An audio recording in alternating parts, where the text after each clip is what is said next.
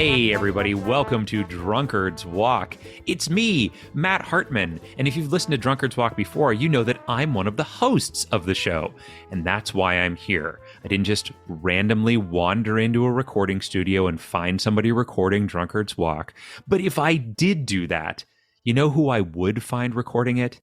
It would be my co-host. It would be Jethro Nolan.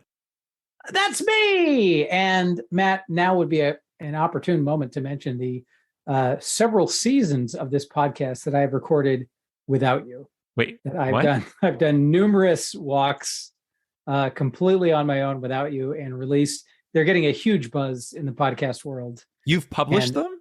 Yeah. Where are they? They're not on our feed. What do you do? Where are you publishing them? We have an alternate feed, and they're getting in the tens of thousands of viewers, so not that much. Wow, I can't believe you're getting viewers at all for a podcast, but that's... Well, you know, they view the squiggly lines that represent the audio image. And it's, okay, I see. We're huge. We're huge. That makes sense. On Brazilian TikTok. Wow. So what do you think is happening? Why do you think that we are not getting as many listeners as you're the one where you're on your own? I mean, clearly because people don't like you, I think is the only reasonable conclusion. Maybe it's the topics, though. Maybe it's are you using Wikipedia still? Oh yeah, we're using Wikipedia, and why do you keep saying we?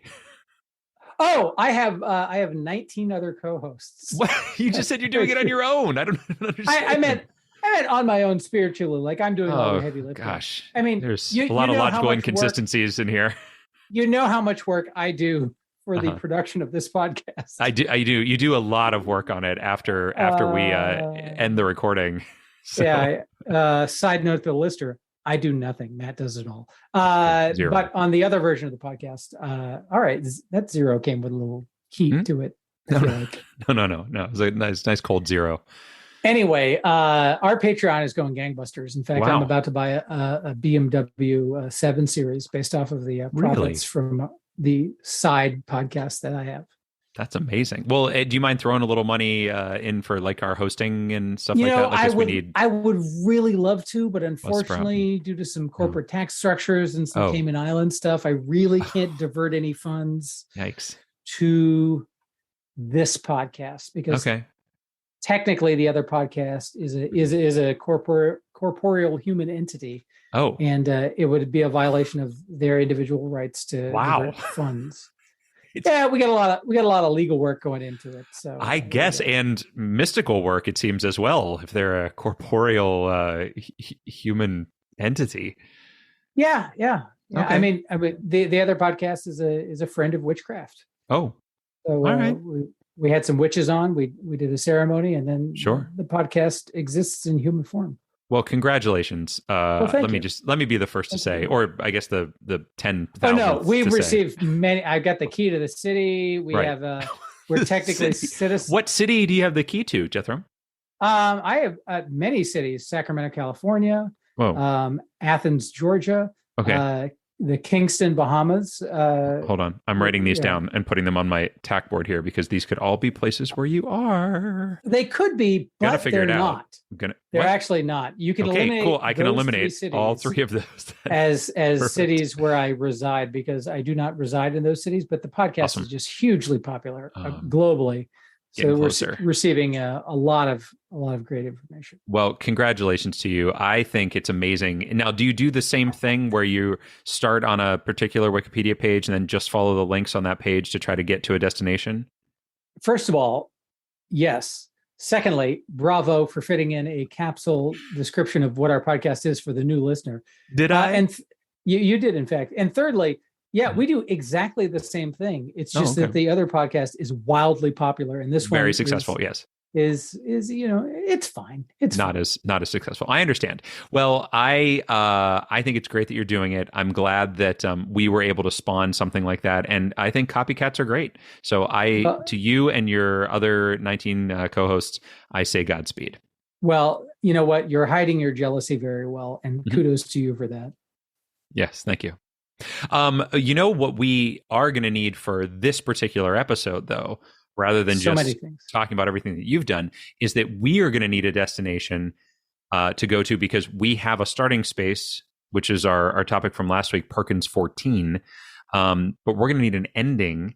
And, it's so true. And I think the best place to get that would be from the other person that's on our Zoom call here. What do you think about that?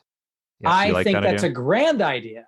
Yeah, I do too. And we have with us none other than Carey Dieleman here to give us a topic. Carey, how's it going? Yay! It's going great. Well, welcome to Drunkard's Walk. Thank you. I'm happy to be here. And we're happy to have you. Is it as luxurious as you expected? Well, I'm admiring the pink wall behind you, Jethro. Well, I thank you. So we recently moved to a location that I'm not going to disclose at the moment, but close. This home used to have. So Matt, I'll even narrow it down for you. So we now live in a 3-bed, 2-bath home, and this used to be the couple that owned this home had 2 young children. Mm-hmm. I'm guessing the son, not to gender stereotype too much, but he had a race car bed in his room. Wow. And again, not to gender stereotype too much, but I'm guessing this was the younger daughter's room, and it is very pink. And I am far too lazy to get around to painting it very quickly, so it will be pink for the foreseeable future. Oh, it works well with the leather couch and yeah. You're very kind and generous. Nothing about the decor scheme in this room works well at all, but I appreciate your generous spirit, Carey. It's nice that you're describing it, Carey, because most people don't get to see what you're seeing right now. So now they can kind of feel like they're here too. Right. Now, see, the thing is, Jethro left Pittsburgh, and he won't tell me where he went. So I've been trying to piece it together just from little bits and pieces of information that I get. But you don't live in Pittsburgh either, Carey. Where are you right now? I do not live in Pittsburgh. I live in Iowa. The Quad Cities. The Quad Cities. Now, what does that mean? What are the Quad Cities? Yeah. So the Quad Cities consist of Bettendorf, Iowa, Davenport, Iowa, Moline, Illinois, and Rock Island, Illinois. So we are situated right along the nose of Iowa. I have heard of 2 of the 4 Quad Cities. Oh. I've heard of Davenport and I've heard of Moline. So I am in Bettendorf. So you have not been familiarized with Bettendorf, evidently. But how do you know of Davenport and Moline? Not there anything special. It's just I've heard of those. You've heard those names before? That literally, yeah. I couldn't tell you a damn thing about Davenport or Moline. Although I believe Moline might be mentioned in the lyrics of Nat King Cole's Route 66 song. Oh, I could be wrong about that. This is a piece of trivia that I do not know. So I thought you were going to say that it was in the song Jolene as a rhyme at some point because you love that song so much. But no. I mean, I do love Jolene, but I don't know that I've heard it. Moline, and now that I've Moline. See, there you go. Although now that I'm Googling it, I'm looking at the lyrics for Route 66, and Moline is in fact not there. So I was wrong about that. So my apologies to the estate of Nat King Cole and to the good people of Moline for mistaking. Although Moline is the home of John Deere. Is it? Oh, yes. There you go. Yes, that's there. There you go. Excellent. Maybe that's why you've heard of it. Well, Carey, thanks so much for joining us. Now, we, unlike many of the guests we brought on, we have not met doing improv. You and I are coworkers at my day job, which is crazy. I never talk about my day job, but we work on a little STEM competition called eCyber Mission. Although this is coming out in November, so I shouldn't say we work because I don't work there anymore. Yeah, sad days. I'm gone, but you're still there, presumably at least. We're recording this a little in advance, but I assume that you're still there. And so that is it's a STEM competition for middle school students. And what is your official title? I know you do our outreach. I am a STEM Relations Coordinator. There we go. STEM Relations Coordinator. And have you been doing that your whole life, relating STEM and coordinating it? Or did you do something before that? I was a classroom teacher, science teacher before And then I also wrote some college entrance exams before becoming a STEM relations coordinator. So I have quite the resume. Yeah, indeed. Now, what grade level did you teach? Mainly kindergarten through fifth graders, science. Oh, wow. So elementary school, that was great. I always taught secondary, so I could never, I did some pre-student teaching and in elementary classrooms, and I was just, the kids were always afraid because I was tall, and I just couldn't do it. But you've got the demeanor. You loved elementary, did you, while you were in it? I did. The kindergartners will wear you out. You do have to be quite prepared. But yes, I did enjoy those grades. Yeah. Very cool. Very nice. Very cool. Yeah. I will say this as a man who has never taught in his life any level of children, but who is a father. I would take elementary school students over middle school students any day of the week and twice on Sunday. Like I'd much rather deal with very young children than teenagers. It's not a hard choice at all. Yeah, I don't know. I liked it. I liked. I don't know. I like teaching middle school. I like teaching high school. You liked it so much that you stayed in the profession for how many years, Matt? 10. Okay, and then you got out of there as quickly as possible. Well, yeah. 10's a hearty number. That's a good. Yeah, and honestly, it was really more having to do with financial reasons that I had to leave teaching. Not so much that I didn't like teaching anymore. So I would do it again. And I've still I work with, at East Cyber Mission, we've had the opportunity at our national events to actually work directly with the students, which has been kind of nice. So I don't know how much of that I'll have in my new job, but we'll see. I don't know if I'll say yet where I'm currently working, because I don't know if they would want me to or not. I don't know if they would even care, but here we go. So, well, Carey, thank you very much for coming on, like I said. And have you listened to the podcast at all before? I have listened to, since I met you and knew about your podcast, I have listened to the last, I guess it would have been the last season, the whole entire season. Wow. Well, thank you. Thank you. You're welcome. Yeah, we appreciate that for sure. And so generally what we do. I summed it up real quickly there, but we're going to be starting today on Perkins 14. Do you have a topic, a destination for us to try to get to? I do. The destination I have chosen is the Hazarat Angel. Whoa! The Hazarat Angel. How does one spell Hazarat? It is spelled Haserot.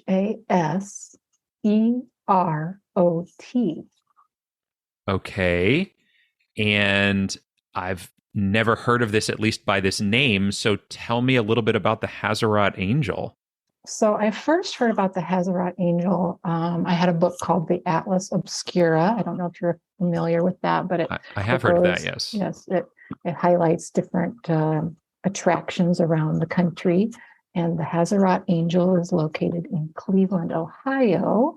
Oh, and no. I happen to have family that live in Cleveland, Ohio. Oh. See, from Pittsburgh, we're not allowed to like Cleveland. So they tell us we're not supposed to do that. So. I chose it just because of that. Oh, thank you. But I happened to visit the Hazarat Angel last spring on an Easter weekend when I was visiting family. And it is also known as the Angel of Death Victorious. Oh. So it's located in a cemetery, Lakeview Cemetery in Cleveland, Ohio.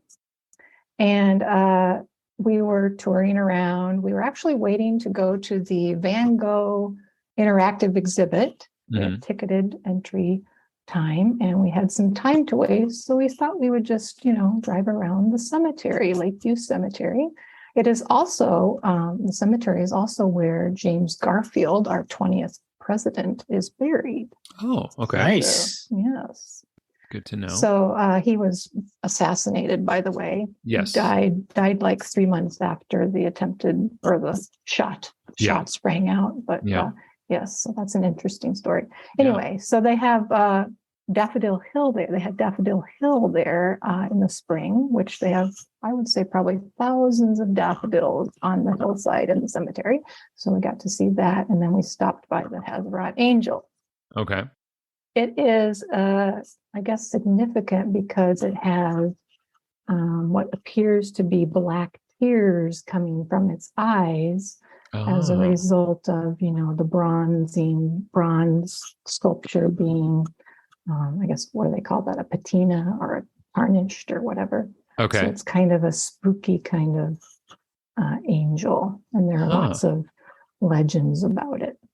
Oh, okay. So this is so there's stories. Like this is like, I was wondering why there are statues of angels all over the place. So why is this one being called out in the Atlas Obscura, etc.? So it sounds like it's a pretty folktale-y type of thing. Yes, exactly. That's a good word. Folktale-y. Yes.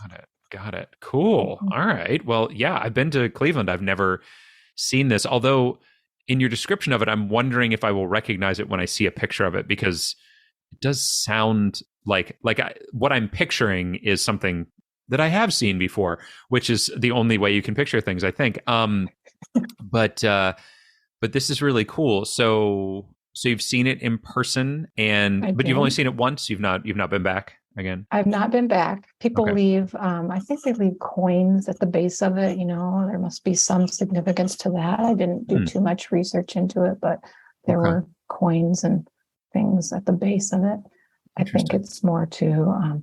She's holding, I think, an upside down torch. The angel is. So, because death victorious means the lantern or the light has been extinguished. I see. So I believe that's the story. And is this on like a particular grave of somebody or something like that, or is it just in like the middle of the cemetery as a statue or something? I think it's just a statue, just kind of, it's on the side of the road. I don't remember there being a grave site, but I could be wrong there. Okay. Cool. And what does the name Hazarat denote? It is the family name. I guess maybe, there may be. So perhaps it's over the Hazarat family grave. That could be, yes. Okay. Wow. All right. Well, this is great. Like I said, I've never heard of this before. I'm excited to learn a little bit more about it once we get there. We are going from a horror film, so maybe there's going to be some connection here, Jethro. This may not be quite as challenging, but I don't know, because it's real, right? It's not a fictional thing. So maybe it's not going to be as easy to connect as I think, but we shall see. And yesterday being Halloween, this is great. We kind of bookended Halloween with some spooky things. So this is cool. So spooky. Yeah. Jethro, do you have any additional questions about the Hazarat Angel before we let Carey go? I don't. I greatly appreciate the suggestion. I've not heard of it before. I'm excited to get there, and I really am looking forward to the journey. Yeah, me too. And Carey, thank you so much again for being on. We appreciate it. I guess we could ask. We often, as we are walking, we have a drink as we go. So we ask our guests oftentimes if they are having a drink. Are you having a drink this evening? I am having a drink this evening. It's a sparkling water, peach flavored sparkling water. Waterloo brand, I believe. I don't know if I'm allowed to say that, but you can say whatever you want. Nobody listens. So. Jethro, you drank some flavored sparkling waters at one point. Did you ever have a peach one? Despite my famous love for peaches, if you follow my many social media feeds, he does love peaches.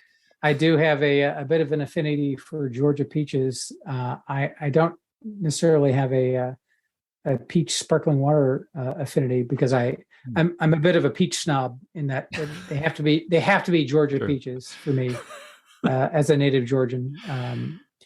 In fact, I was very disappointed so there's this company called the Peach Truck that has an excellent social media presence, but this most recent year when I picked up the peaches, they were listed as Southern peaches and not Georgia peaches, and their provenance was from South Carolina, which I don't need to insult the listener by saying that South Carolina is not Georgia, and the difference was noticed by the consumer. I'll just say that. Huh.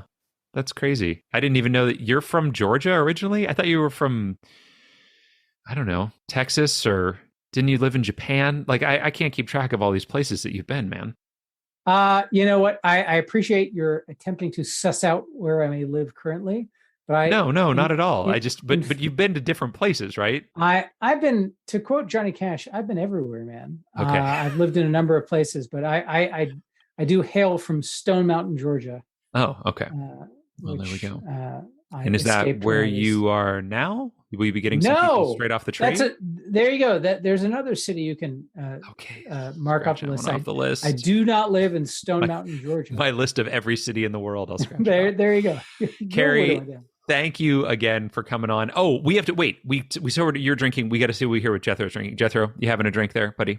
I am, in fact. I'm having a Bullet bourbon. Oh, and I'm enjoying it quite a bit. Excellent. And you, Matt, what are you having? I'm not having a bourbon tonight. I'm having a whiskey. I'm having a Canadian whiskey. What?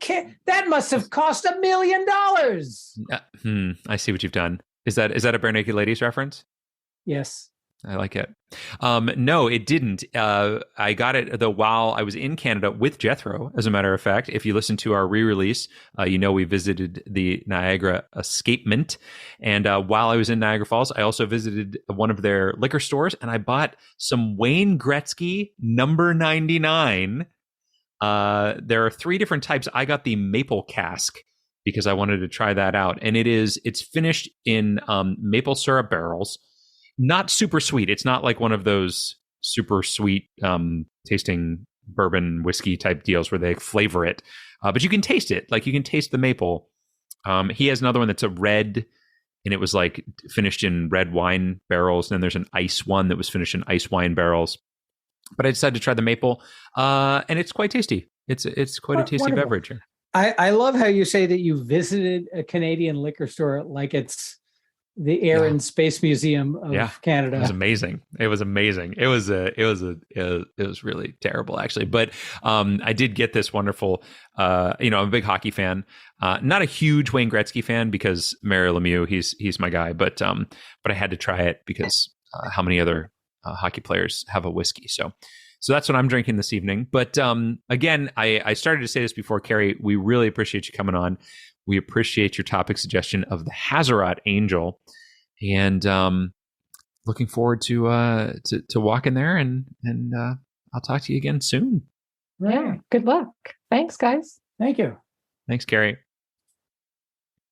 All right, Jethro.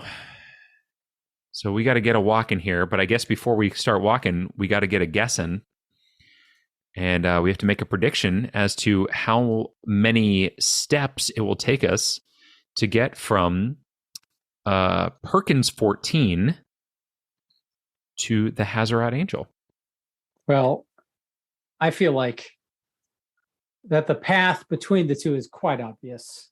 Oh, you do? Okay, so you're writing down a very small number. That's good to know. No, obvious doesn't mean easy, Matt. Obvious just means obvious. I see. Any person with sufficient mathematical calculation ability in their brains would be able to figure out the optimal path quite easily. Got it. Well, I don't have that, and I can't, so I'm just going to guess a number. How's that sound? That sounds grand. Perfect. I will say, so here we are on the Perkins 14 page, and I will say that this page, if you look at the text of the Wikipedia page for Perkins 14, it is amazingly devoid of links. Like awesome. The entire top portion of the page, the introductory section, 0 links. 0. If you scroll down to the only section, subsection of the Wikipedia page, plot, there's I see 1 link for an actor, Richard Colin Brake, who is apparently the lead role in this, and no other links. Then there's a small section. Actually, Richard Brake is not the lead. He is the guy. He's the eponymous Perkins, but he is not the main. Dwayne Hopper is the main guy. I got just to be clear. Just to be clear.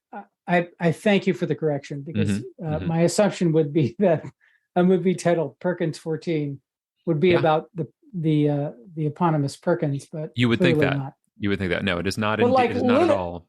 But like literally in the paragraphs of other texts, there is zero links to anything. Yeah. Of any kind. Yeah. Here, it's incredibly impressive that this film exists on an island of existence that is completely unrelated to the rest of the known universe. It's weird that there are, like, later on the cast is listed and there's some links for some of those cast members, but like their names aren't linked on the side. There's like a starring list and their names aren't linked there. And their names also aren't in the plot.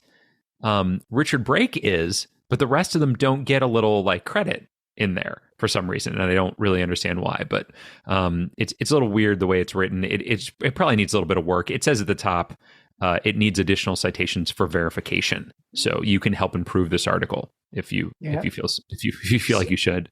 So all you Perkins 14 fans, get out there and improve Wikipedia. I mean, although as discussed on the prior episode, like this movie is notable in that no names of any kind were involved in its production. Like, that's correct. There's not an actor we could name to be like, oh, I know that person from blank. Like, not at all, not a chance. Well, I do know the screenwriter because he's my friend from high school, but he's not linked either. He does not have a Wikipedia page, although I did think that I should try to create one. It turns out you're not supposed to create stuff for people that you know, so I can't do it. But he has written, he actually, because I searched his name just to make sure it just wasn't just linked here, that he didn't actually have a page, and he didn't. But his other movies that he has written do credit him also. So I think he deserves a Wikipedia page, right? He has at least, I think 5 or 6 writing credits, right? So that feels like somebody that should at least have a page. So anyway, Wikipedia fans, get on it.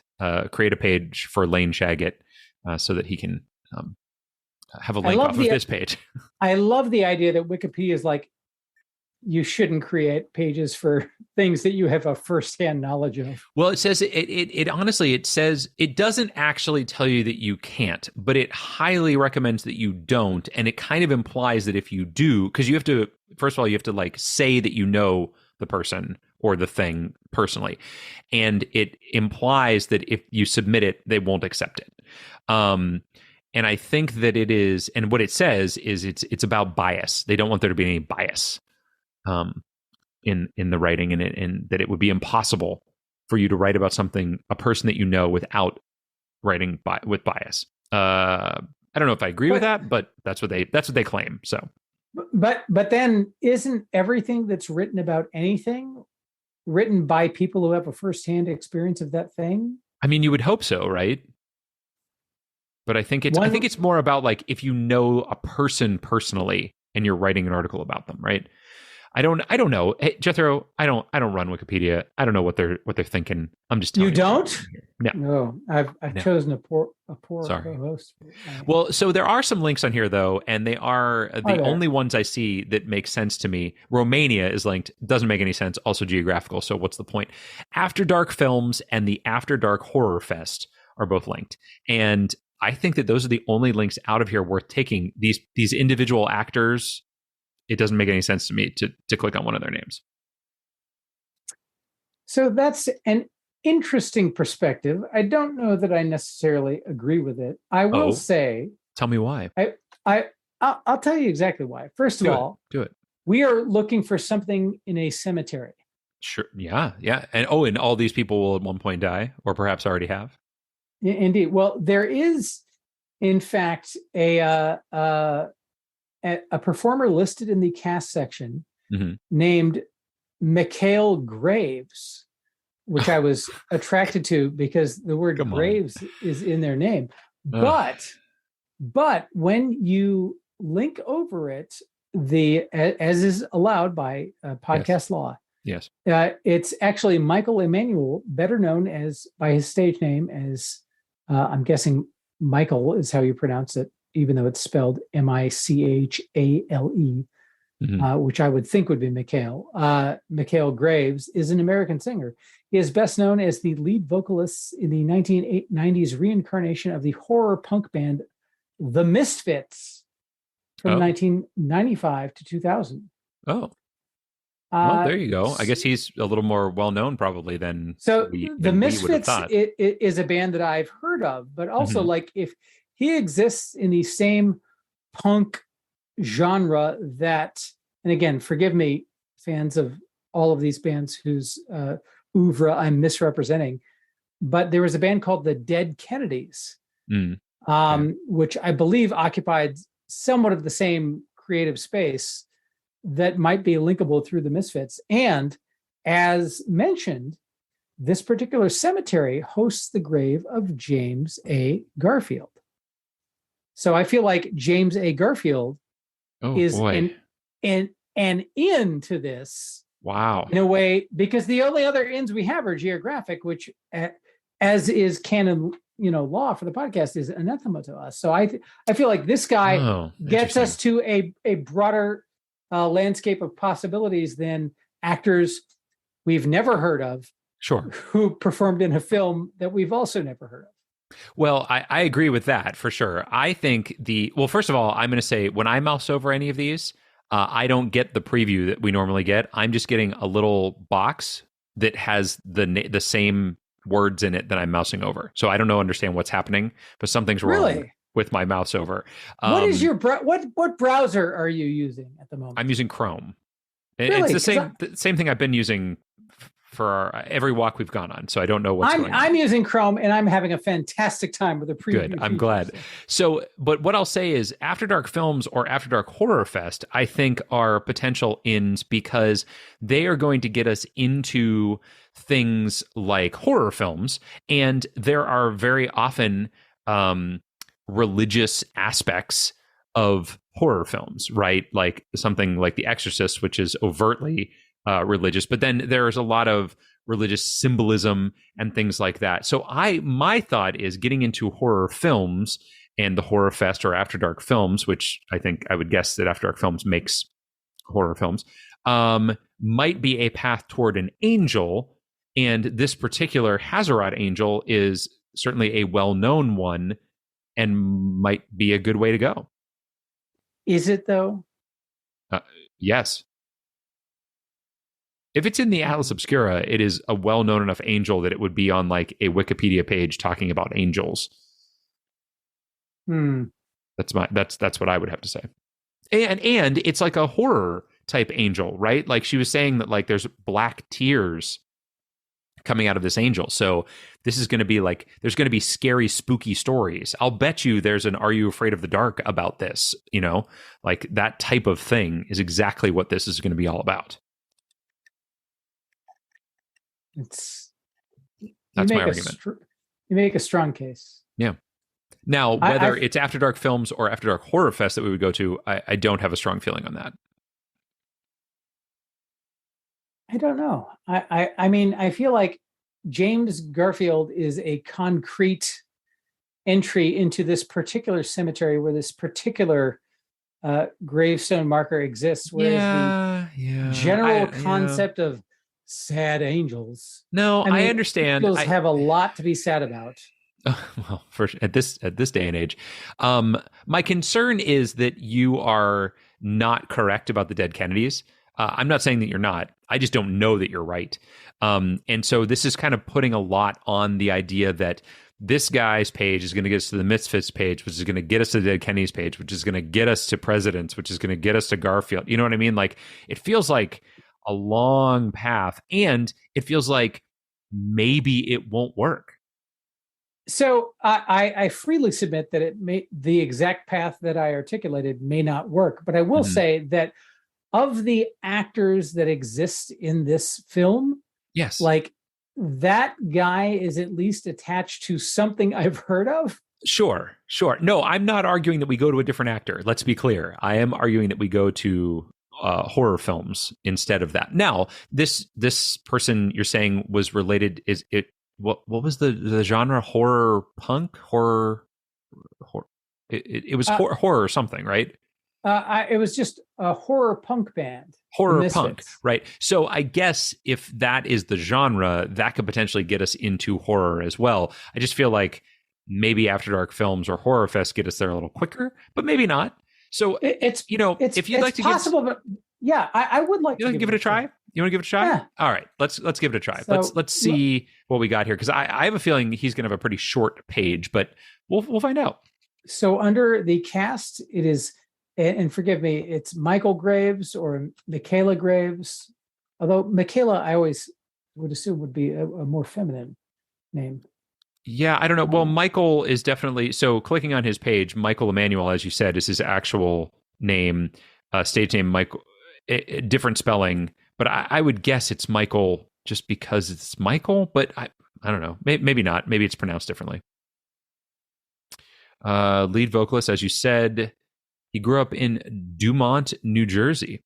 So he's released several albums as a solo artist as well. So this is actually, this page is a little longer than I expected, I will say. It's a huge page. He's got some other genres: horror punk, punk rock, heavy metal, monster rock, and rock. So I like that. I like monster rock. I didn't know what that is. I will say that the 1962 novelty song by Bobby Boris Pickett, Monster Mash, is linked here. It is. I see that. Which is fantastic. Yep. I don't know that it's going to help us get where we want to go, but it's a fantastic fact. Well, Cuts from the Crypt is also on here. Now, Crypt is, that gets us right into cemeteries. Grave.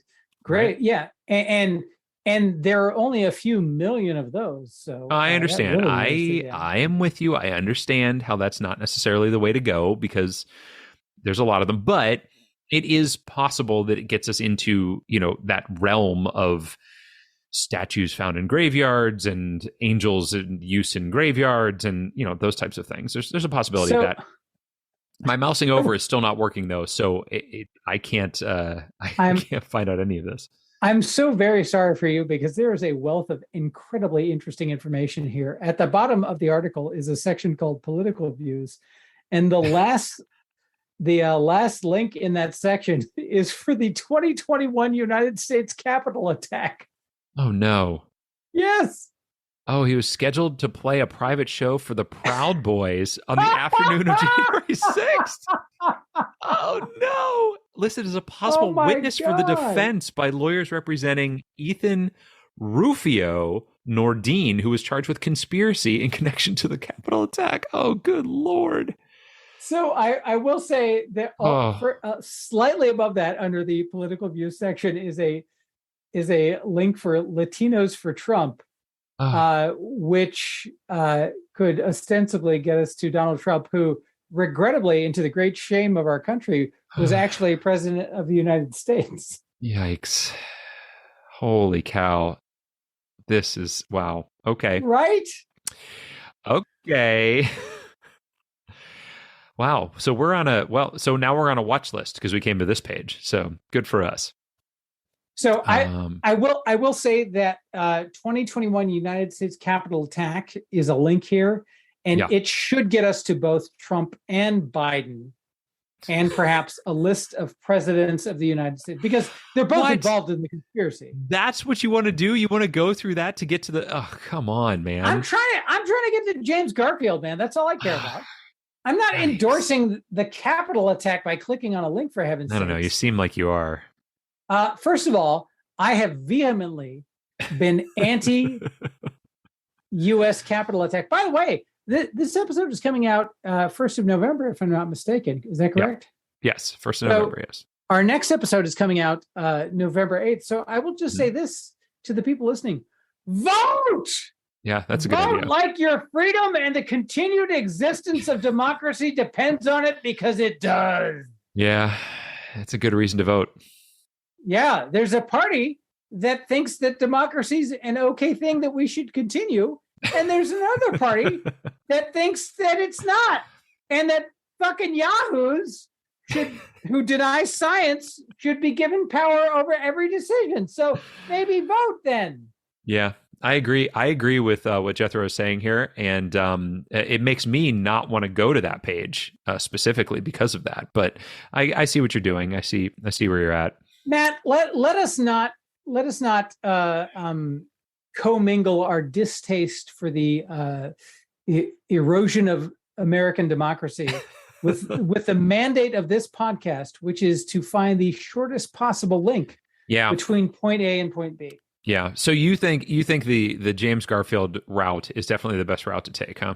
Well, if this particular monument exists in the same cemetery as the grave of James Garfield, and we believe it does, I feel like, well, I mean, Carey stated explicitly that it did. She did. Look, I'm not going to say that Carey is wrong because I believe that she is probably right. But we have had guests before that have wound up being wrong about what they have said, right? So they've commingled some things, they've forgotten something, they've thought of something. So I'm not saying that she's wrong. I'm just saying if we put all of our eggs in that basket because we think that, if we feel that we are sure that she's right, we can't necessarily say that. So I will say this. So duly noted that you think Carey is a liar. I did not say that at all. Don't put words in my mouth. It was the subtext. Don't put words in my mouth. Subtext. I don't like it. It was the subtext. Don't like it. Your words are disgusting. Even if tastes terrible. It turns out to be true that your belief that Carey is a liar. I don't believe that. Turns out to hold water. Don't believe that at all. I will say that James Garfield absolutely died and is buried somewhere. So if we need to get right about that, the more generic topic of graves, we can get there through James Garfield, even though. All right, and you think that the January 6th insurrection is the way to go? I mean, I wouldn't use versus. There are some other things down here. The Daily Show is on here. Jon Stewart is on here. Both of which are political things. Libertarian is on here. In fact, which is links to libertarianism in the United States, InfoWars, Alex Jones. These things are linked here as well. They are Latinos for Trump is going to get you to Donald Trump for sure. But I guess so is this. I guess what I'm saying is, could we go through the Daily Show or Jon Stewart to get into like presidents in a nicer way? First of all, Jon Stewart spoke at the correspondence dinner when I think Obama was president, right? So Obama is going to be linked on there. Couldn't we get through that way? It's certainly possible, but the problem was with Jon Stewart, he has a wide-ranging career with a lot of different things. And it's certainly, listen, if you're asking me if you've got two tickets, one is to a January 6th reenactment and one is to a Jon Stewart show, I'm going to take the Jon Stewart show every time. But the problem is Jon Stewart's career is so wide spanning. And also the Daily Show, he hosted that for 20 years or whatever.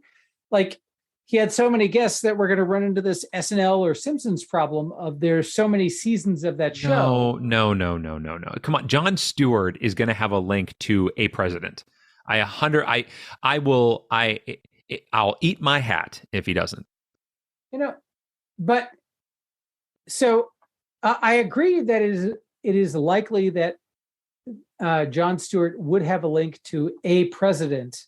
Yes. As a link there, but the United States Capitol attack is going to specifically address the orderly transfer of power and is more likely to talk about the presidency in a way that could get us to James Garfield quicker. So let's take Obama as an example. So Obama is a specific president that may very well be linked on Jon Stewart's page. But even if we get to Obama, we still have to get to James Garfield, which has to go through the more generic concept of the presidency rather than a particular president. The defense rests. You don't think that Jon Stewart is going to have a link to President of the United States on the page as well? It's possible. I don't think it's as likely as the 2021 United States Capitol attack. Oh, okay. All right. I'll tell you what. Here's what we're going to do, Jethro, because I want to move forward and I want to see what happens here. We're gonna go with your suggestion, but we're going to come back and we're going to look at this at the end of the episode because I am now overly curious. So First of all, I don't agree to those terms at all. But we're going to do it. I'm just telling you that's what we're going to do. You can do it solo. I'm going to hang up. All right. So that sounds good. We're clicking on the second to last link under the main section under political views, the 2021 United States Capitol attack, which takes you to January 6th United States Capitol attack, which, by the way, just is. I'm starting to feel a little ill just even talking about it. But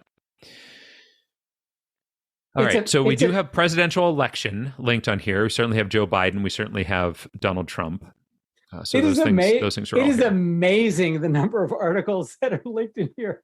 There's a main article, attempts to overturn the 2020 United States presidential election. This page is also huge, just huge. There's impeached Trump, second impeachment of Donald Trump is linked on here. Kamala Harris is linked on here. Pipe bombs, Molotov cocktails, Senate chamber, Proud Boys, Oath Keepers. Oh, good Lord. Everything. Good. Holy cow. Wow. Far-right extremism in the U.S. is linked on here. It's almost as if we live in the end times. Ugh. This is incredible. Gallows, tear gas. These are links on this page. Of course. Why would they be? Anyway, so Mikey Pence is on here. Vote on November 8th. Why don't you do that? Oh my God. Biden inauguration is linked on here. All right. So clearly Trump and Biden are both presidents. Right. But you don't want to go through those. Like, we cannot go through those because you made it very clear we are not going through those. That's fine. We won't go through those. You don't want to go through you did not want to go through a specific president. You wanted to go through the general idea of the presidency. I get it. We'll do it. We'll find it. And if we don't, you are misrepresenting we'll be in trouble. Perspective. No, I don't think so. You are, in fact. Who better represents my play perspective? The tape back. You or me? Will somebody please play the tape back? It is me. Gamergate. Good Lord. This is just a page full of garbage. I hate this page so much. Oh, this is making me feel very, very bad about everything. You know what? You gotta persevere. Do I? You do, in fact. Ugh. You do need to persevere. This tastes worse than those words you put in my mouth. Ugh. Oh. Ugh. Good one. Well done. First Amendment is on here. QAnon, of course, is linked on here. National Park Service, Secret Service, Department of Justice. Still haven't seen President of the United States linked on here for whatever reason. Every other word is linked. National Mall, South Carolina. Stop the steal. You've got to stop the steal. Oh, stop it. I will point out that there is almost certainly a category link at the bottom of the page that we could theoretically click. Nope, can't use that to get out of here. Can't use that. If you personally, Matt Hartman, had not ruled them out. Use that. You knew coming into this that you couldn't use that. So don't try to be all, this is the way. Presidential state car is linked on here. I feel like James Garfield was at the end of didn't Garfield get assassinated and then Roosevelt took over? No, that was McKinley. So when was Garfield? What happened? No. What are you talking about? Roosevelt? You're talking about Teddy Roosevelt? I'm talking about James Garfield. When was he Roosevelt president? Are you talking about? Early 1900s, I believe. Not as early as McKinley. McKinley was like 1901. I think Garfield was... No. Garfield was definitely before McKinley because McKinley got killed. Really? And then, because Roosevelt was his vice president. And then Roosevelt became, because don't forget that Roosevelt was president after McKinley and then won re-election and then ran again for a third term under the Bull Moose Party, which he lost. Right. And he was the youngest president. It was McKinley? I thought he's not Garfield. Are we sure about that? I feel like it was McKinley and then Teddy Roosevelt. I feel like Garfield was earlier in the. So if you go by the 20-year rule, that from Lincoln onward, that there were attempts on the president's life. No. Careful. Died in office every 20 years. Okay, so not assassinated every 20 years. Lincoln was 1860s. Yep. Somebody was 1880s. 1880. That could be Garfield. Yeah, 1900s would have been McKinley. So I feel like 1900 Garfield was McKinley. Is the 1880s. Okay. Because 1920 would have been like Coolidge or Hoover. It couldn't have been Hoover because he was president. No, it is. I think it. Oh no, it's not Hoover. Hoover doesn't die in office. Maybe it's Wilson, Coolidge, and then Hoover. Yeah, maybe. I feel like Garfield would have been 1880s ish, like in the Rutherford B. Hayes, Grover Cleveland type of timeline. That seems reasonable to me. So what you're saying is probably not a car. Is that what you're trying to get to? That's exactly what I'm getting. Yeah, that sounds good. I would have agreed with you. You didn't even have to go through all this. I would have agreed with you. All right. Didn't have a car. So I will throw you a bone here. All right. Obviously, you're very uncomfortable focusing attention on the January 6th United States Capitol attack. By the way, Matt, where were you on January 6th, 2021? Have we established that? Is that a matter of record? Is that, do you know where you were? Certainly wasn't in Washington, D.C. But you know who was there? But Doug Mastriano. You know who was there? Doug Mastriano was there. Guys, he's there. He was there. Okay. He was at the thing. Pennsylvania Republican gubernatorial candidate Doug Mastriano. That's what I mean. The guy who there are signs up for in my neighborhood. Ugh. All right. I'm gonna throw you an olive branch here. All right. Are you? I feel like I'm gonna get sick soon. I feel like we're greatly in jeopardy of sacrificing our history of being politically neutral. Yeah. We have not been politically neutral, my friend. I am going to need to pour myself another drink in a second. Let me offer you an out here. So Joe Biden is linked here. Joe Biden, by the way, unequivocal winner of the 2020 presidential election, is linked here. Unequivocally, yes. We can get to him. Through him, we can get to president. Bing, bang, boom. Okay, and I'm going to tell you. Sorry, I stepped away from my mic for a second here. I'm going to tell you that there are some more presidents linked on this page. Are there? One of which, John Quincy Adams, James Madison. You like him? How about Thomas Jefferson? Or what about the 19th century marble bust of President Zachary Taylor? You like that? Because Zachary Taylor gets us a lot closer to Garfield than Biden does. I mean, sure. If it makes you feel better to go through Zachary Taylor than through Joe Biden, I'm fine with that. It doesn't, but I'm still looking here because you don't want to go through a particular president, which I get, and I want to help you, so I don't want to go through a particular president either. All, that's why we didn't go. That's why we didn't go to Jon Stewart's page. He specifically said that. First of all, Jon Stewart is not a presidential historian. He hosted the fucking Daily Show. Yeah, and also spoke at correspondence dinner. So, that's where the president goes. Did he? Did he, though? Yeah, for sure. I don't recall. Listen, I'm a big fan of the White House Correspondents' Dinner. I don't recall a single one that Jon Stewart hosted. Like, there was a very famous one that Stephen Colbert hosted. Mm-hmm. Seth Meyers hosted one. Who else? Melissa. Jon Stewart. Don't forget Jon Stewart. Melissa Wolf. Melissa Wolf? Who's that? Am I getting her name right? She used to write for Seth Meyers. Oh, I don't know. I don't know Melissa Wolf. Tell me more. She had a famously, like Stephen Colbert, she had a performance at the White House Correspondents' Dinner that was not wonderfully received by the people in the room because she called them out for their fucking bullshit. Because she did it like sounds good. I like that. She did it like she was calling them out for like fucking loving Trump and the fact that he made good copy and whatnot. It was a brilliant performance and it basically ended her career. Oh, I see. Well, that's a shame.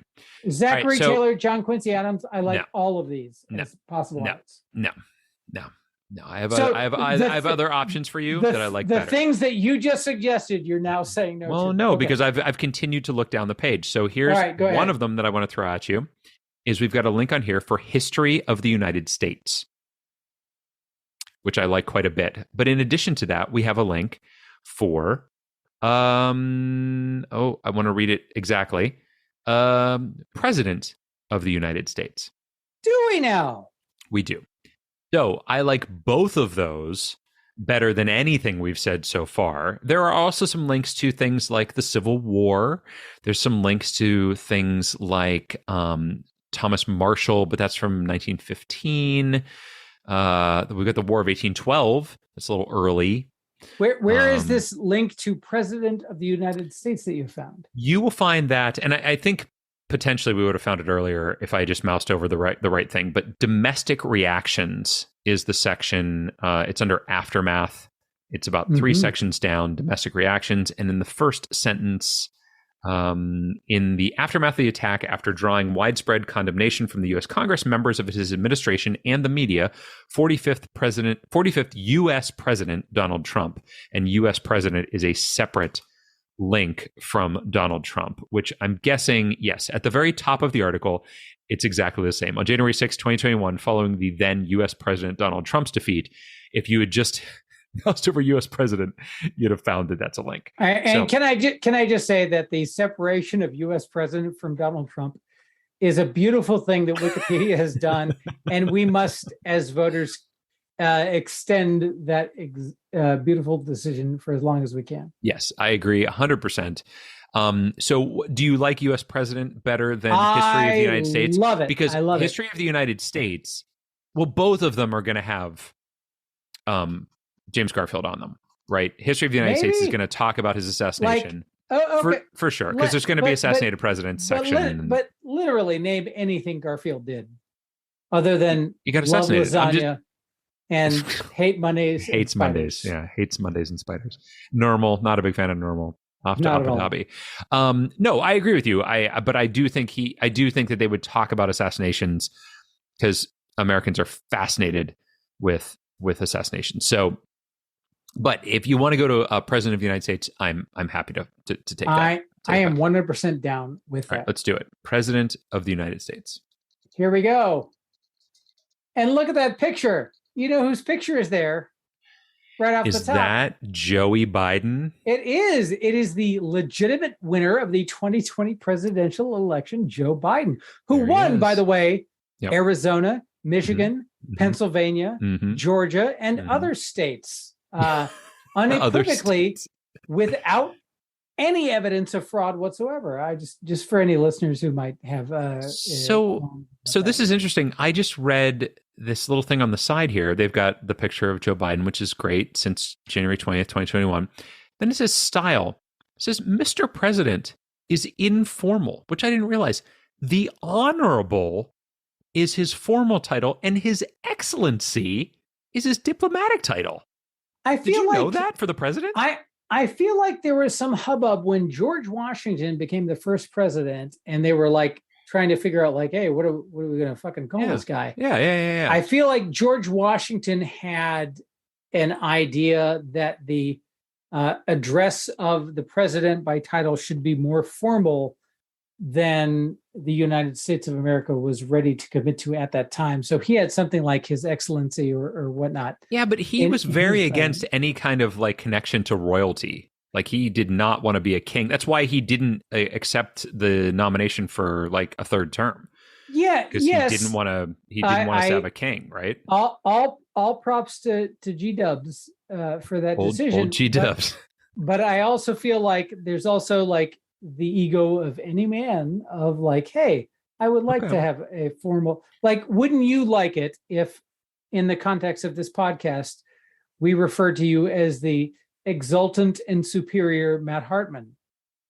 Actually, no, I don't like that. I don't like that. I'm not saying that I wouldn't. I understand your point, and I do agree to your point, but that particular term is not one that I particularly like. All right, then. Well, I feel like you could have just said the agreement part. Sorry. Let me ask you this question, and if you've already looked, then never mind. Have you looked at the salary of the United States president here on the page? Don't look if you haven't. I haven't, although I think it was recently doubled, so it's now around $400,000 a year. That's exactly right. $400,000 a year. I had no idea that was the salary of the president. I would never. I don't know what I would have guessed, higher or lower, but I didn't know that there was that was the number. So there you go, folks. $400,000. And next trivia night that you're at, make sure you. And it was recently like doubled. Like back at Reagan didn't make $400,000 a year. He made like $200,000 a year or something. Yeah, well, Reagan had enough money. He didn't need more. He's trickled down. All that sweet borax money. He had all that actor money back in the day when actors made all that money. Yeah. So have you found James Garfield on the page yet here? Because I see a lot of links to a lot of different presidents. I haven't found Garfield. I have in fact found James Garfield. Oh, you have? Okay. So if you scroll down to political affiliation, which is just under the presidential library section. No, I'm taking my time. I'm reading through head of state, reading about presidential traditions also involve the president's role as head of government. Many outgoing presidents since James Buchanan traditionally give advice to their successor during the presidential transition. There is in fact also a timeline, and James Garfield is listed there. And I have to say that if you look at the length of the bar that represents the timeline, that James Garfield is absurdly short. Oh, yeah. Well, didn't have a lot of time to do all the stuff he wanted to do. The only shorter one that I can see is William Henry Harrison, who, 30 days. According to the famed Simpsons, we are the mediocre presidents. We don't have our faces on dollar or on cents. There's Taylor, there's Tyler, there's Wilmore, and there's Hayes. There's William Henry Harrison. I died in 40 days. 30 days. 30 days. 30 days. My apologies. So he died after contracting pneumonia by giving an overly long inauguration speech. So I've heard that is not actually true. I am still choosing to believe it, Matt. All right. Okay. I've heard that is not that there were other contributing factors to that it wasn't just because he was because it doesn't make much sense. Why you don't get cold or pneumonia from being out in the cold. That's not how you get pneumonia. Pneumonia is a germ. That is true. It's a bacterial infection. It's a bacterial infection. So you're not going to, So I think that there was more to it than that. But whatever. If it's a fun story that kids like to tell each other. So it's certainly a fair point, and I factually I'm happy to yield the ground. Although culturally, oh, thank God. Boy, what a great story. And I will continue to believe it until it becomes... Let me ask you this. Without looking, how many former presidents are still living? So don't count Biden because he's still president. So just former presidents. No, I wouldn't. So we've got Carter, who's still with us. Mm-hmm. Reagan's dead. George W. Bush is dead. No, George W. Bush is not dead. Sorry. George H.W. Bush is dead. Correct. So we've got Clinton, who's still with us, George W. Bush, who was appointed by the Supreme Court. Oh, yikes. Okay. Tell us what you really think. Obama is still with us. Yep. And then Donald John Trump, who is unfortunately still with us. So I would say 5 former presidents are still with us. That's correct. Well done. Well done. Thank you. Well done. You know who's not still living? Who's that? James Garfield. Jamie Garfield. That's right. As he was known to his close friends, Jamie Garfield. Jamie Garfield from and he was a Republican, it says here, as I'm reading, because I'm looking at this little table that they have up above here, and I do see your timeline that you were talking about. Boy, yeah, he's super short for old James Garfield. He's not linked on that timeline though. He's linked above. And that may be the only time on the page that I've seen him linked, but I guess that's where we're going, right? Because there's nowhere else to go. Nowhere else to go. James Garfield. Go to James A. Garfield. One of the 19 Republican presidents. Here we are, James Abram Garfield. Did you know that he shares a middle initial with Michael J. Fox? No, he does not. He does. Michael J. Fox's middle initial is not J, it is A. What? It's true. Where have you learned this? So when I was a student in, let's call it elementary school, we had to do a biography report, and I chose Michael J. Fox because I love Back to the Future. And it turns out that I believe it was his agent recommended that he change the A because they didn't want it to be like Michael's A. Fox. So he should change it, and so he changed it to J. That reminds me. So there's a long history in Hollywood of people renaming themselves to make themselves more marketable. Of course, yes. And one of my favorite stories in that general category is John Cougar Mellencamp. Like when he recorded his first album, it was just like John Mellencamp, and his agent or producer or somebody was like, you know what, let's call him John Cougar Mellencamp. And so he was known for like John Cougar Mellencamp for like 10, 15 years or something, when like he never made that choice. He was never like, I agree to this, but it was always some agent or promoter or something. See, I thought you were going to bring up Albert Brooks. Yes. You know Albert Brooks' actual name? Albert Einstein. Yes, which is crazy. And also, I just recently learned that he is related to Super Dave Osborne. He's his brother. Yeah. I had no idea that they were brothers. Yeah. And just insane. So Albert Brooks, first of all, funniest human being on earth. Like everybody, like when Albert Brooks dies, we all move up one rank in that thing. He is incredibly funny. If you don't follow him on Twitter, please do. He doesn't tweet often, but whenever he does, it's a gem. But his father was a radio comic. So Albert Brooks sort of grew up in that world of comics and went on and had a lot of advantages as a result of that. But his father operated under a character name of Ray Parkiakarkas. Oh. And his father famously died after performing at a roast. So like he did his bit in some Friars Club roast and then died on stage after having performed. And like there's audio recording of like people like, oh, we need to get a doctor because this motherfucker just died. Like, oh my God.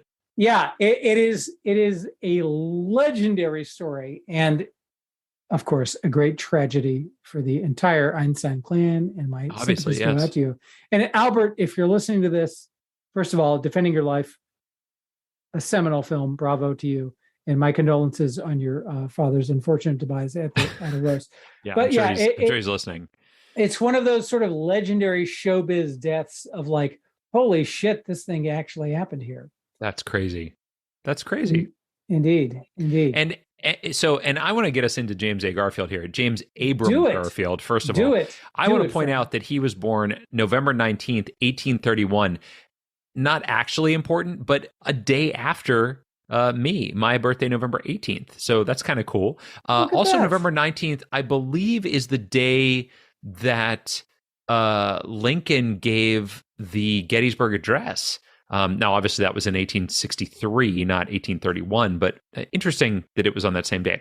I want to point out also that his successor was Chester A. Arthur, not Roosevelt. I believe Roosevelt came after McKinley. Isn't that exactly? Or is that what you said? That's what you said. I'm sorry, that is what you said earlier. So there you go. So now we know who came after Garfield. It was Arthur. So I will say that my knowledge of presidential deaths, according to the 20-year rule, is highly governed by Stephen Sondheim's Assassins. Oh, okay. So, well, there you go. Yeah. Charles Guiteau was the assassin of James A. Garfield. The assassin of William McKinley was Leon Czolgosz. Wow, good for you knowing these things. Don't thank me. Thanks, Stephen Sondheim. Because, thank the moon's gravitational pull. No, I mean, look, I learned a whole hell of a lot of history from The Simpsons, so I get it, and that's the way you learn history is through pop culture. But here's the thing I have to point out. Garfield's aptitude for mathematics extended to a notable proof of the Pythagorean theorem, which he published in 1876. So I had no idea that this was a thing. That's nice, but the Pythagorean theorem was already well established. Well, but apparently he had some sort of notable proof about it. I just think it's an amazing thing that he was. I had no idea that he was involved in mathematics at all. If you would ask me if Garfield had any connection to mathematics, I'd have said no. He hates Mondays, but he loves. He also, by the way, defeated Winfield Scott Hancock.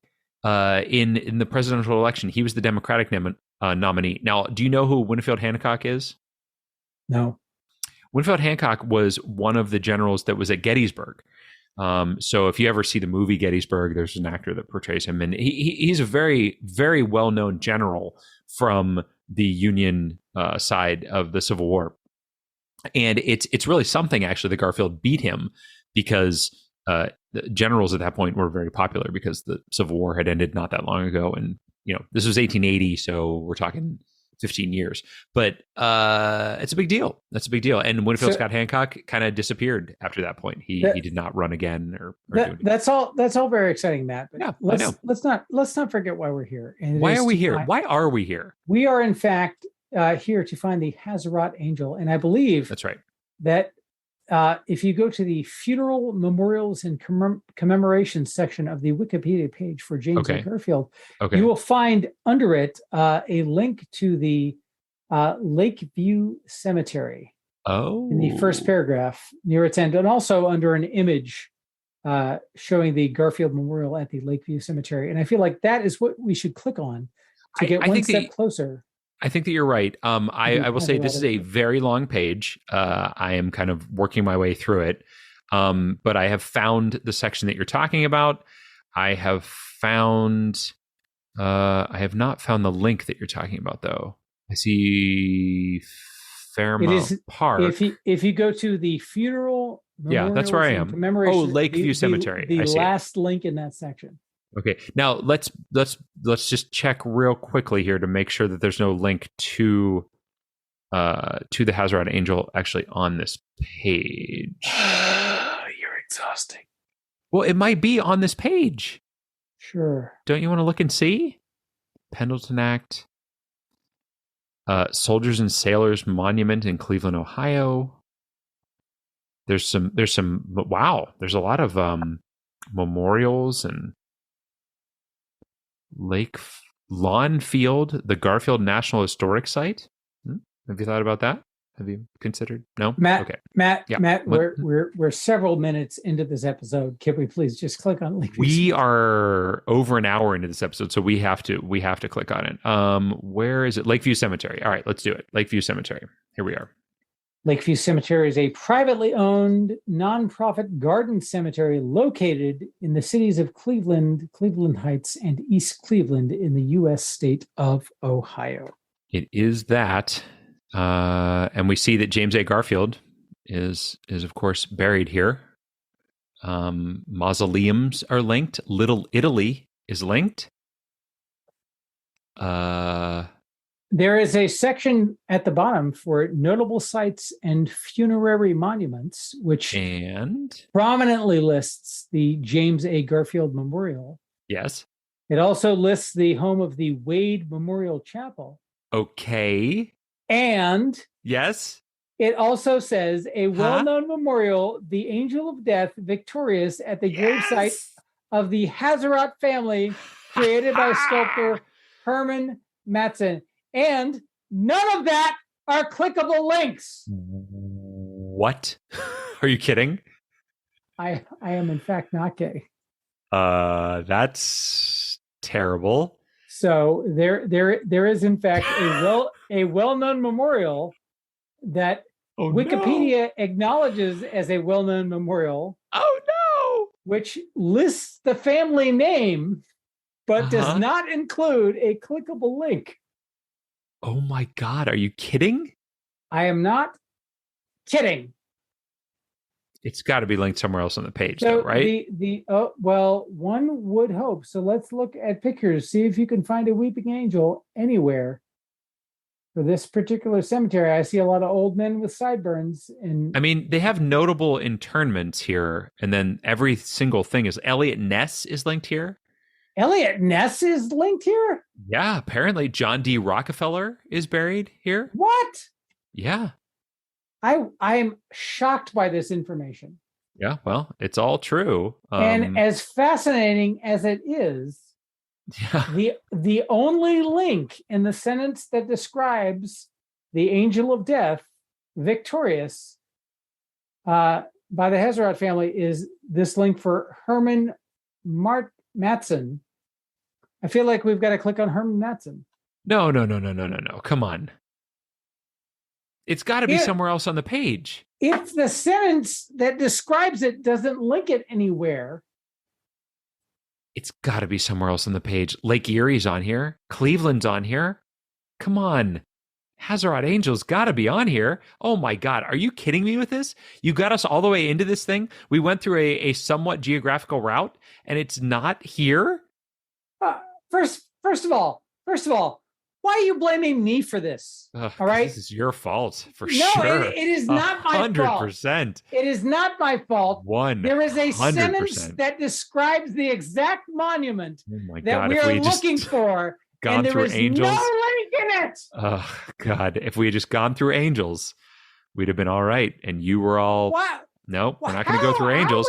We're not going to go through quickly. Horror stories. We're going to go through stupid James A. Garfield and his stupid face. Look at his stupid face. Look at him. Did you see his face? Stupid. Oh my God! It's not linked on here anywhere, is it? All right. So I can't believe this. All right. This is upsetting. This is upsetting. It is incredibly upsetting because clearly we're talking about our destination, but there are no links to it. However, there is a link to the sculptor Herman Matson, who is the sculptor of the very thing that we're aiming for. It is the only clickable link on this line. I feel like we have to go to him. Are we going to find out that there's no page for this thing?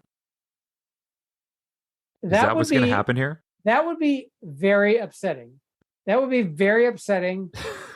And in conclusion, that would be very upsetting. Well, thank you. Thank you for putting it out there a number of times. No, it just took me several cycles to process. I don't believe possibility. Oh, we didn't ask Carey, did we? Did we ask Carey? Did she confirm that there is in fact a Wikipedia? We did not ask that. Also, had you ever heard of this thing before? No. I had also never heard of this thing before. Okay, so Herman Matson is where we have to go. Is that where you want to do? Matson? I'm happy to find a better link on this page, but Herman Matson. I don't see anything else for it. If he's the sculptor who did it, then that's the guy we're doing it. Herman Matson, let's go. All right. So I have good news for you, Matt Hartman. What's that? It is also accompanied by bad news. Oh no. No. So the good news is there is a picture of the Angel of Death victorious that is shown prominently on Herman Matson's incredibly brief Wikipedia page. Incredibly brief. It is so very, very brief. Yeah. If you click on that, then you are taken to the Wikipedia image library of this particular grave, which prominently says Hazarat at the bottom of it. Yep. And the image of the angel, first of all, it's a haunting image. It's a beautifully sculpted image. It is in that kind of bronze that has turned green with age. Yeah, it is definitely not the picture I was picturing, but it is haunting. Yes. But it is also turned on top of that green patina. We have sort of a black thing, and the black kind of follows like the path you would imagine that raindrops follow as it streaks down the statue, which gives the appearance of tears on the image, and the angel is holding a sword. What's the bad news? What's the bad news, Jethro? The bad news is, Matt, that there does not appear to be a link to a Wikipedia page that refers to this particular object. And given that we found the cemetery that it's in, and we found the sculptor who made the goddamn thing, I'm concerned that we're in a place where the Angel of Hazarat does not, or the Angel of Death, the Hazarat Angel, victorious, does not have its own Wikipedia page. So here's what I'm going to tell you, Jethro. I have opened a separate tab. I have gone to Wikipedia and I've typed in the Hazarat Angel. The page, the Hazarat Angel, does not exist. What? Yes, as it tells me here, the only two references to it are on the page Herman Matson and Lakeview Cemetery. All right, so we have ostensibly gotten as close as we possibly could. I feel like with the Herman Matson page, we should count. And again, yes, we're going to count it for sure. My sincere apologies to the listeners of this podcast. This is a failure that has let's be clear. Of postmodern jukebox proportions. I blame Carey for not doing her due diligence and making sure that there was a Wikipedia page. But I blame ourselves for not doing our due diligence and checking with her to make sure that she checked to see that there was a Wikipedia page. So it's very brave everyone's of you fault. It's very brave of you to blame our guest who is not everyone's a fault. It's everyone's fault, mostly ours, because there's two of us. It is our fault completely. Yes, I will also 100%. Point out that in my spin-off podcast, this never happens. Never happens. That's never good. Happens. No, the only other time that this has occurred, I believe, was anal leakage. There were no pages inbound, but there was actually a page for it. So, but there is no page for this. So we have gotten as close as we can, and we are going to stop on Herman Matson. I'm going to make that our starting location for next week because we wouldn't have a starting location. Unfortunately, that's going to mean that next week we're going to have a real shitty time trying to get out of there because that page is super short. But we'll do what we can do. We'll do what we can do, man. Sure, because but you only need one link to get out. So. That's right. And I'll tell you what, we've been getting too good at this. We've been too complacent about it, and now we have met our match, and that is the page that doesn't exist. So there you go. We got to where we can get to. We have flown too high on borrowed wings. We have, and our wings melted as we got toward the sun. So that from Perkins 14 to Herman Matson, the sculptor of this particular statue, was 6 links.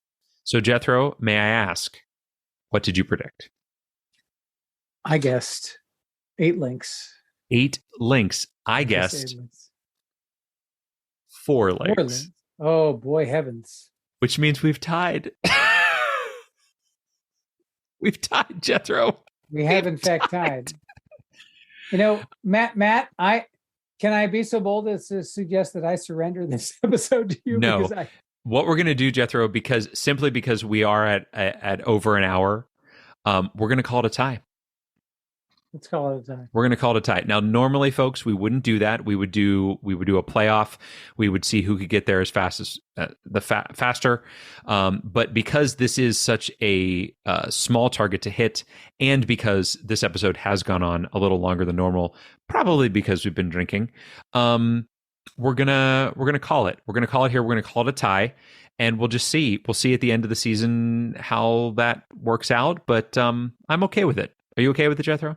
I'm perfectly fine with it. You know who else would be fine with it? Who's that? James A. Garfield. That's right. He would be fine with it because his whole thing was kind of a tie, right? And also Herman Matson. He would be okay with it too. Herman knows. Herman knows how it is, and he would be all right with it. Well, Jethro, this has been great. No, I mean, I really did enjoy getting here. I really did enjoy learning a little bit more about James A. Garfield and his Pythagorean theorems. Boy, Wikipedia, you keep us guessing. You keep us guessing every time. You really do. And thank you, James A. Garfield, for proving the Pythagorean theorem thousands of years after it had already been proven. Well done. Well done. Well, it's not like any of our most recent presidents would be doing any of that. So, you know, that's fair. I can't think of a recent U.S. president who have proven the Pythagorean theorem. Nope, there have been 0. But this has been a blast, man, and I look forward to next week trying to get out of Herman Matson to wherever we're going. Yay!